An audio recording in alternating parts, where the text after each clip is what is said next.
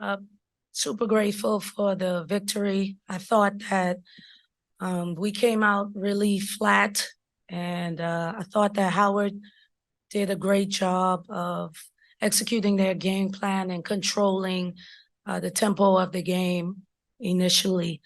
You know, anytime you're in ballrooms and whatnot and you're playing, it's a different type of depth perception. So we struggled to score from the field, and I played from the perimeter.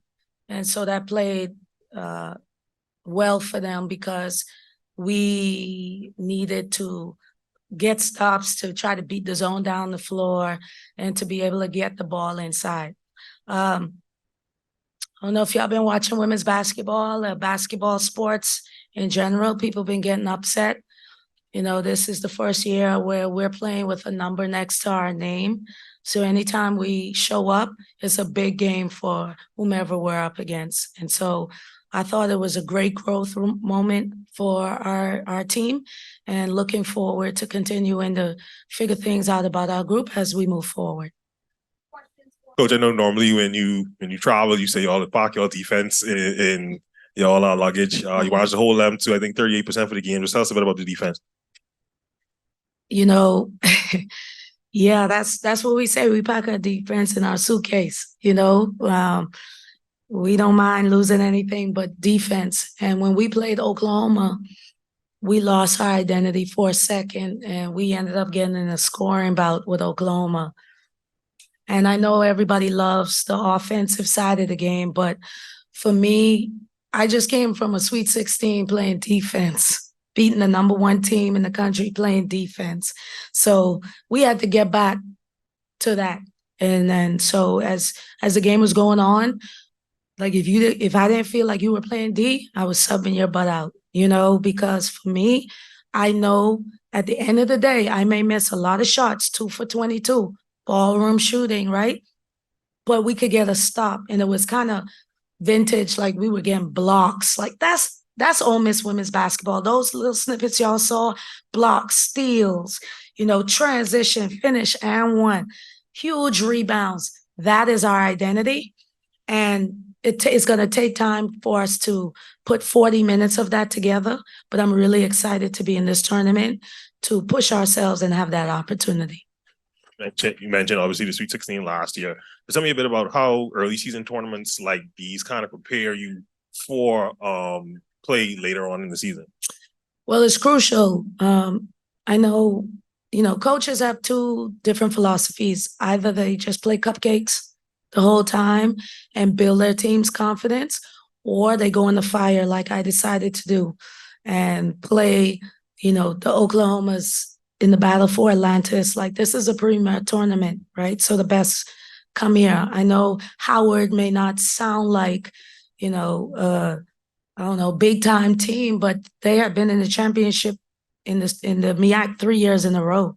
And they have a great coach who's a great friend of mine. So she's not like oblivious to how we play. We watch each other's games. So I knew that they were going to be prepared. So moments like this that we had today allows character to be built, trust to be built, allow us to play, work through things and play different styles without a lot of prep, which is kind of like our SEC tournament. And so 2 years in a row, we've lost in the semifinals. You know, we would like to move forward. And I just want to go on record, like, I really believe in this team. This is my most complete team I've had. And so I have to push this team, put us in situations like today, and hopefully for the rest of the tournament, so that we could figure out who we're going to be, because we want to play our best basketball in March. You guys were locked at 30 apiece at halftime. What would you say was the difference maker collectively for you guys to pull off the double-digit win? We started guarding, you know, in the fourth quarter, third and fourth quarter, we held them to 13 points and 11 points. But in the second, they had 17 points, you know. And so we started guarding. But I felt like my team was just super tight. I don't know. It was, in our mind, it's the 11 a.m. start because, you know, we're in Central Time. So I don't know if it was that. I don't know if it was a little bit of nerves, you know, playing in this tournament or whatever the case may be. But I just told them at halftime to forget everything that happened. Let's start 0-0. And that if we want to come out alive with a victory, we would need to play defense. Coach, what's the overall goal coming out of this tournament? I know you talked about it being a non-conference tournament, but what's the overall goal heading back home once this is all said and done? Like Maddie said, first of all, we want to win. There's 4 things we promise our student athletes at Ole Miss. We promise them that they're going to graduate and they're going to have a great experience. We're going to equip them with the tools and skills to be successful in life. And lastly, we promise them that they're going to win championships. And so when you come to the Southeastern Conference, you come to win and win big.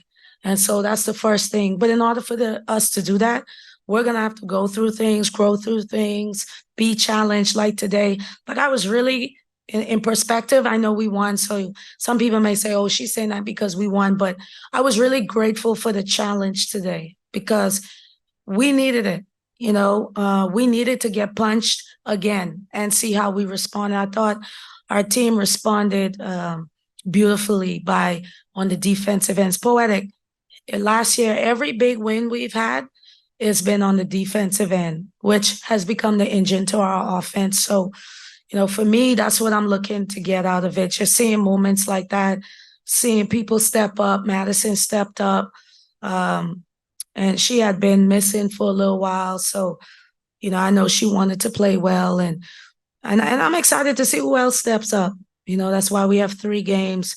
Maybe it's not Maddie's night tomorrow. I mean, if it is, great, right? Let me go on record. I would love for her to have another 21 and 14 points. But if not, then maybe it's Carissa. Maybe it's Snudder. Someone else will step up. So just really excited about being in the fight with this group. Coach Yo, first of all, your shoe choice, perfect for night 1. The all-white Air Forces, always a good choice. But how important is it for you every time you bring one of your teams down here to give them some insight into where you come from, to show them different parts of the Bahamas outside of just being out here on the court? Does it help with the bonding experience or just to give them perspective on where you come from?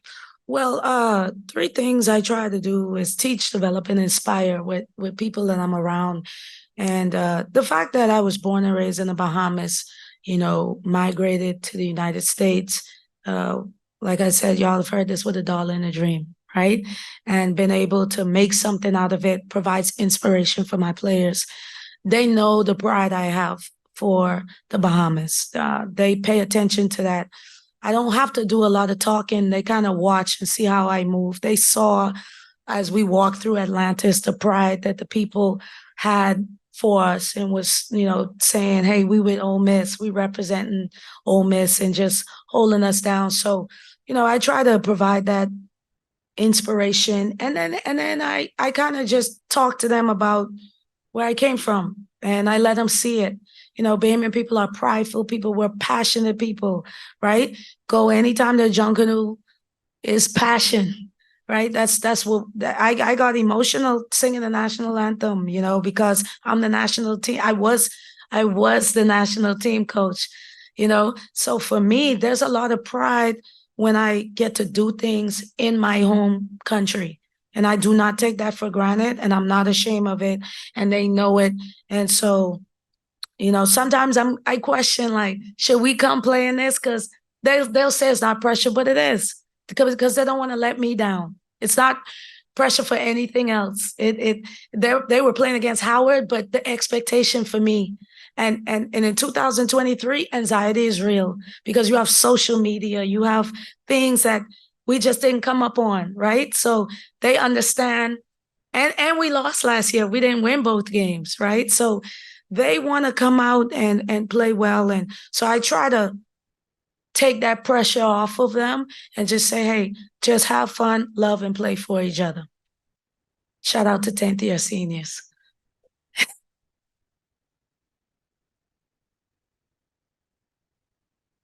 I remember you saying after the Oklahoma game that there were a little bit of kinks to be ironed out. What do you think needs to happen for your team to be its complete final form?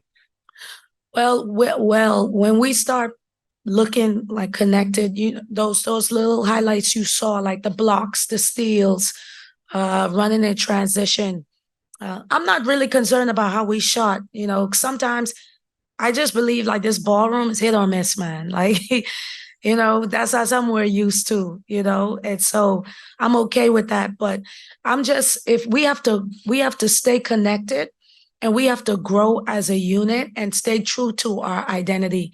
This game was the first game I heard the team say, let's get stops. We got to get stops. Come on, play D, you know? And I didn't even think twice about subbing people out when I needed to. Like, you didn't play D, sub. Like, I didn't even question it because, again, I think it starts with me, just making sure that I hold everybody accountable for our identity and our defensive philosophy, which is dictate and disrupt for 40 minutes. Thank you.